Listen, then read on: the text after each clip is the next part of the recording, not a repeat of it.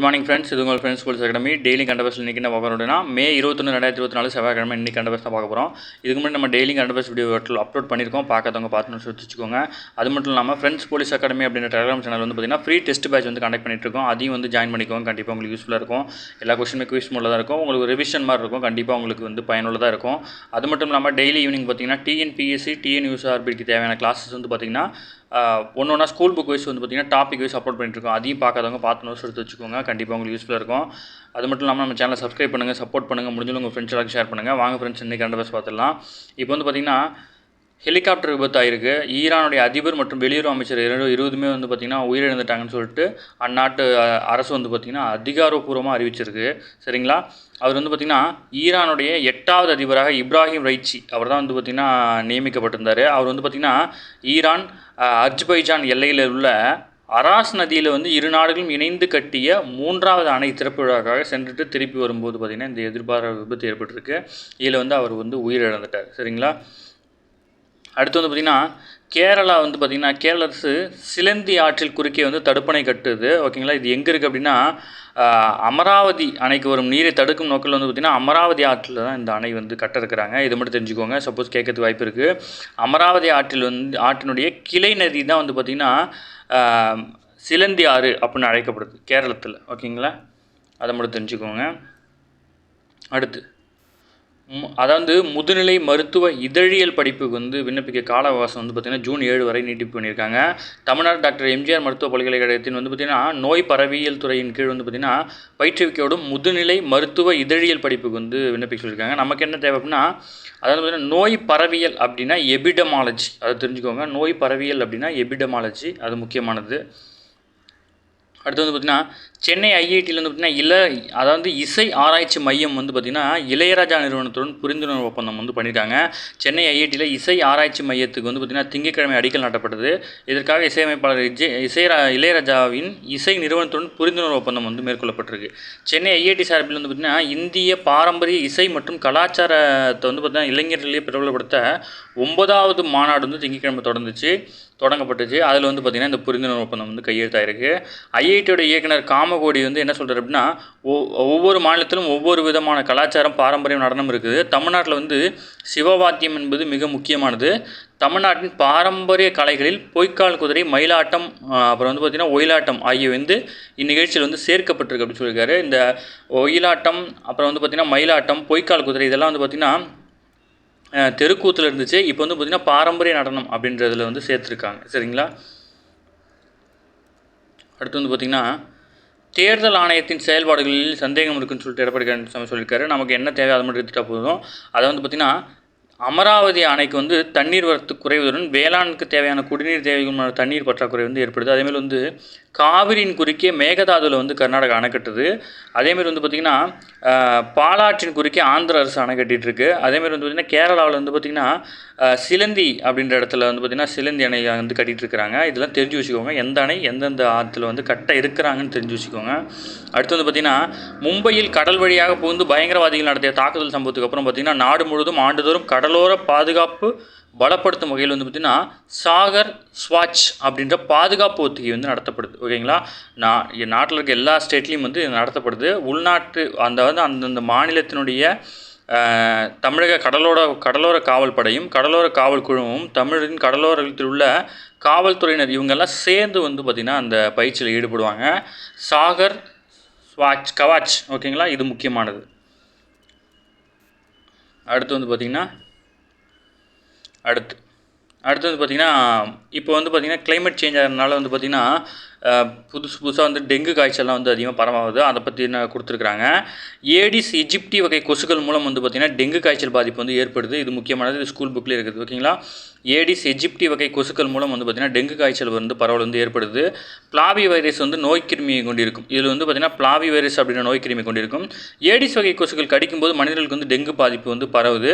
இந்த டெங்கு பாதித்த மனிதர்களை கடித்த கொசு இன்னொருத்தர் கடிக்கும்போது வந்து பார்த்திங்கன்னா டெங்கு காய்ச்சல் வந்து பரவுது அப்படின்னு சொல்கிறாங்க. மத்திய சுகாதார அமைச்சகத்தின் தகவலின்படி பார்த்திங்கன்னா இந்தியாவில் 2021ஆம் ஆண்டு வந்து 1.93 லட்சம் பேருக்கு வந்து டெங்கு பாதிப்பு வந்து ஏற்பட்டிருக்காங்க. அதில் வந்து 346 பேர் வந்து உயிரிழந்துட்டாங்க. 2022 1.33 லட்சம் பேருக்கும் 303 பேர் இறந்துட்டாங்க. 2023 94,198 பேருக்கும் டெங்கு காய்ச்சல் ஏற்பட்டிருக்கு. இதில் வந்து 91 பேர் வந்து உயிரிழந்துட்டாங்க.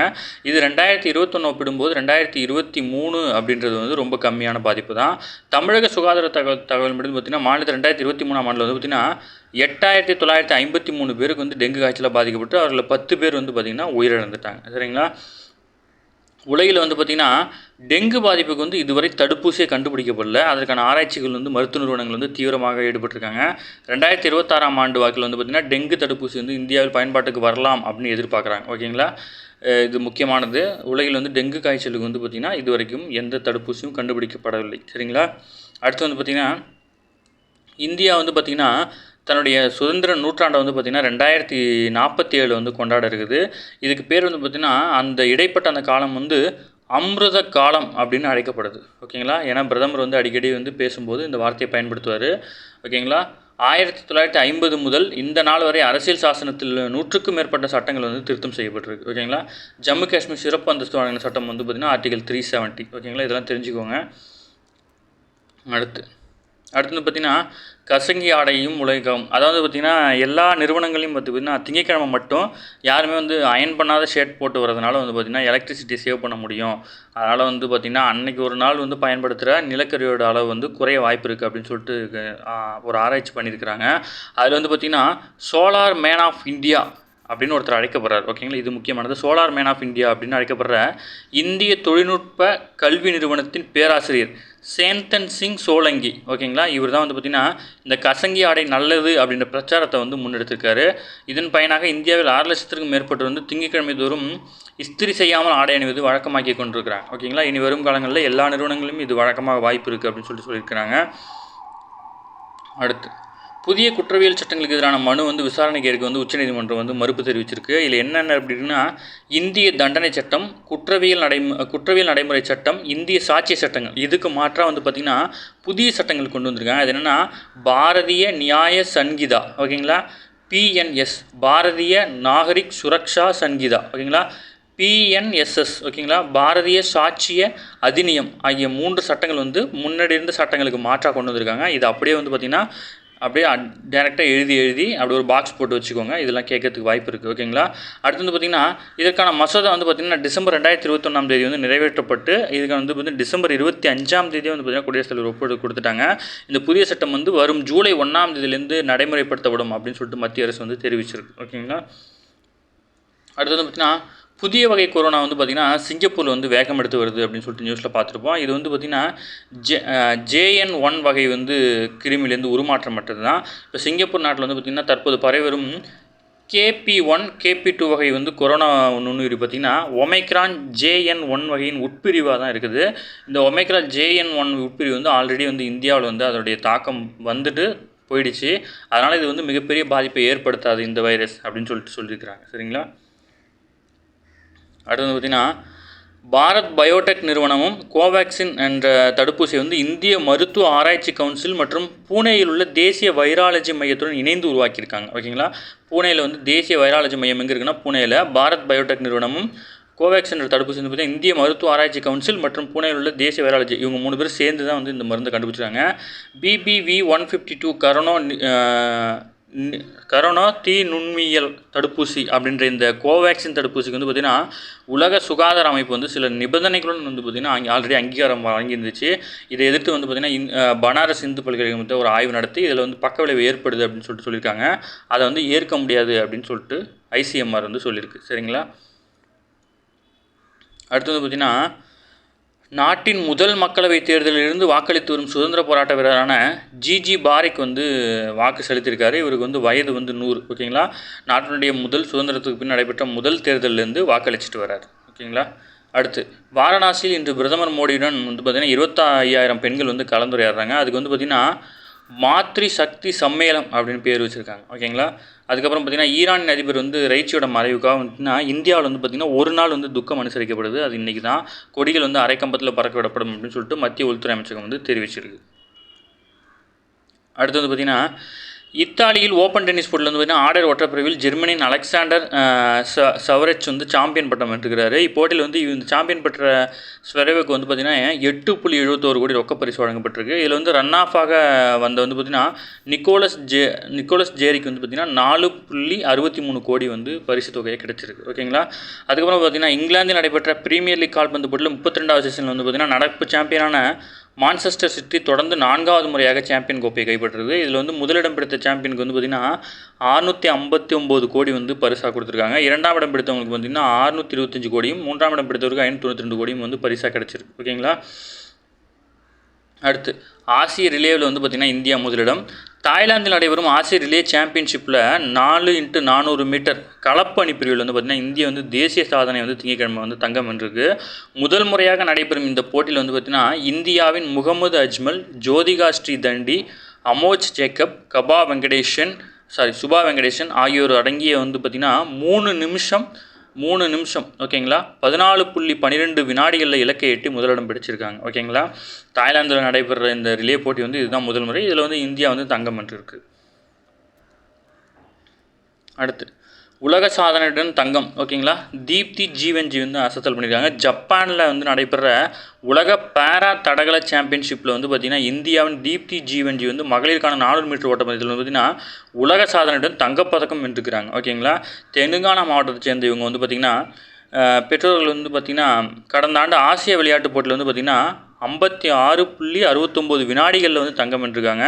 இதனிடையே இந்த போட்டியில் வந்து பார்த்திங்கன்னா ஆடவருக்கான வட்டு எறிதல் வந்து பார்த்திங்கன்னா இந்தியாவின் யோகேஷ் கதுனியா அவங்க வந்து பார்த்திங்கன்னா 41.80 மீட்டருக்கு வந்து எரிந்து வெள்ளிப்பதக்கம் வென்றிருக்காங்க. அதே போல் மகளிருக்கான குண்டு எறிதல் வந்து பார்த்திங்கன்னா பாக்யஸ்ரீ மகவ்ராவ் ஜாதவ் அவங்க வந்து பார்த்திங்கன்னா 7.56 மீட்டர் எட்டி வெள்ளி வந்து வென்றிருக்கிறாங்க.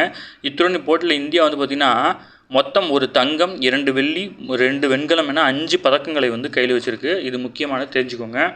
அடுத்தது பார்த்திங்கன்னா வடகிழக்கு மாநிலங்களில் கிரிக்கெட் திறமையை மேம்படுத்த ஷில்லாங், இட்டாநகர், கோஹிமா, அப்புறம் வந்து பார்த்திங்கன்னா ஐசால், இம்பால், காங்டாக் நகரங்களில் வந்து பார்த்திங்கன்னா உள்ளரங்கு கிரிக்கெட் அகாடமி வந்து BCCI வந்து திங்கட்கிழமை வந்து அடிக்கல் நாட்டியிருக்கு. ஓகேங்களா. இதெல்லாம் தெரிஞ்சுக்கோங்க. கண்டிப்பாக நடக்குது வாய்ப்பு இருக்குது.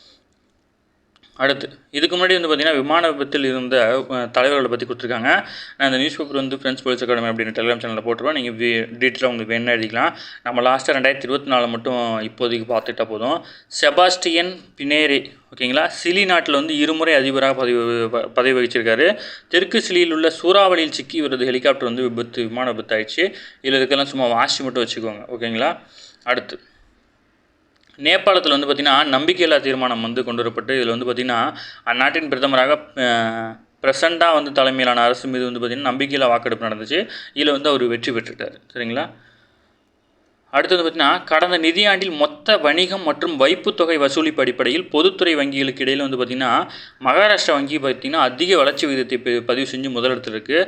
அது மட்டும் இல்லாமல் குறைந்த கட்டண சேமிப்பு கணக்கு மற்றும் நடப்பு கணக்கு வைப்பு தொகையில் வந்து பார்த்திங்கன்னா 50.02% வளர்ச்சியில் வந்து பார்த்திங்கன்னா மகாராஷ்டிரா வங்கி முதலிடத்தில் இருக்குது. இதில் வந்து சென்ட்ரல் பேங்க் ஆஃப் இந்தியா வந்து 2வது இடத்துல இருக்குது. சரிங்களா. கடன் வளர்ச்சியை பொறுத்தவரை கொல்கத்தா தலைமையிடமாக கொண்ட யூகோ வங்கி வந்து பார்த்திங்கன்னா முதலிடத்துலையும் BOM அந்த வங்கி பார்த்திங்கன்னா 2ஆம் இடத்துலையும் இருக்குது. சரிங்களா. கடல் வழி சரக்கு கட்டணம் குறைந்தது உள்ளிட்ட காரணங்களால் வந்து பார்த்திங்கன்னா இந்தியாவினுடைய நிலக்கரி இறக்குமதி வந்து பார்த்திங்கன்னா கடந்த 2023-24 வந்து பார்த்திங்கன்னா 7.7% வந்து அதிகரித்திருக்கு. இது குறித்து வந்து புள்ளி விவரங்கள் வந்து தெரிவிக்கிறது என்னென்னா 2023 ஏப்ரல் 24 மார்ச் வரை வந்து பார்த்திங்கன்னா 26.82 கோடி டன் வந்து இறக்குமதி செஞ்சுருக்கோம். இப்போ வந்து இதுக்கு முன்னாடி 2022-23 வந்து பார்த்திங்கன்னா 24.91 டன் மட்டும்தான் வந்து பார்த்திங்கன்னா இறக்குமதி செஞ்சுட்டு இருந்தோம். இது வந்து 7.7% வந்து அதிகம். ஓகேங்களா. ஓகே ஃப்ரெண்ட்ஸ், இன்றைக்கி கரண்ட் அஃபேர்ஸோட தான் இன்றைக்கி நம்ம எல்லாத்தையும் கம்ப்ளீட்டாக முடிச்சிடும். இதுவே போதுமானது. இந்த PDF வந்து பார்த்திங்கன்னா ஃப்ரெண்ட்ஸ் போலீஸ் அகாடமி அப்படின்னு டெலிகிராம் சேனலில் போகிறேன். நீங்கள் அதில் பார்த்து படிச்சிக்கலாம். அது மட்டும் இல்லாமல் அதில் இருக்க டெஸ்ட் பேட்ச் வந்து எழுதி பாருங்கள். அதுக்கு வந்து ஷெடியூலையும் நாங்கள் வந்து அப்லோட் பண்ணிட்டோம். அந்த ஷெடியூலை ஓப்பன் பண்ணி வச்சுட்டு அதுக்கு தகுந்த மாதிரி படித்து டெய்லியும் எழுதி பாருங்கள். அந்த வகையில் வந்து பார்த்திங்கன்னா இன்றைக்கி என்ன அப்படின்னா 6ஆம் வகுப்பு சமூக அறிவியல் 2ஆம் பருவத்திலிருந்து கொஸ்டினுக்கு வந்து கேட்கப்படும். நீங்கள் அதுக்கு வந்து ஆன்சர் பண்ணி பாருங்கள். சரிங்களா ஃப்ரெண்ட்ஸ். Thank you friends.